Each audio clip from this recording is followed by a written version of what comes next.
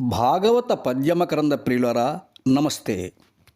పరీక్షిన్ మహారాజు పూజ్యుడైన సుఖయోగీంద్రుని వినయంగా ఇంకా ఇలా ప్రశ్నిస్తున్నాడు. యోగీంద్ర, బలరాముడు రోహిణి కుమారుడా, దేవకీదేవి కుమారుడా? కృష్ణుడు మధురను వదిలి రేపల్లకు ఎలా వెళ్ళాడు? ఎవరి ఇంట్లో ఏమేమి చేశాడు? మేనమామైన కంసుని ఎందుకు సంహరించాడు? భగవానుడు ఎన్ని సంవత్సరాలు ఈ నేలపై మానవుడిగా నడయాడాడు?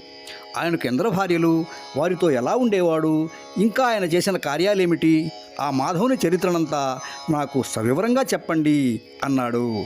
అలా ప్రశ్నించిన రాజుతో సుఖయోగీంద్రుడు ఇలా అన్నాడు. విష్ణు కథారతుడగునరు విష్ణు కథల్ చెప్పునరుని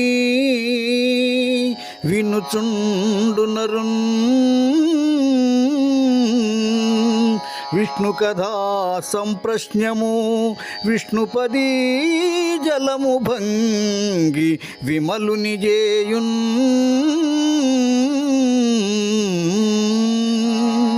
రాజా, విష్ణు కథల యందే మనసు లీనమైన వారిని, విష్ణు కథలు చెప్పేవారిని, విష్ణు కథలు వినేవారిని ఆ విష్ణు కథా ప్రసంగం విష్ణుపాదం నుండి పుట్టిన గంగాజలం వలె పవిత్రుని చేస్తుంది.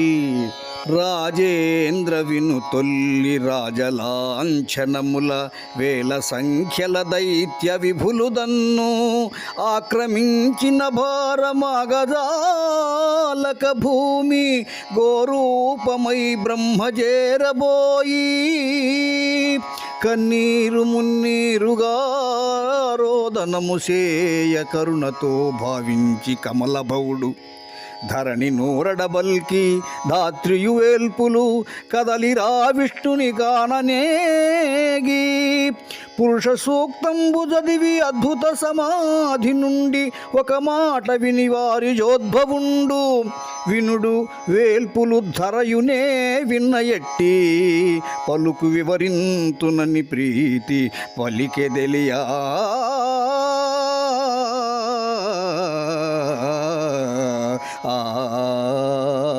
ఓ పరీక్షిత్ మహారాజా, చెబుతున్నాను విను.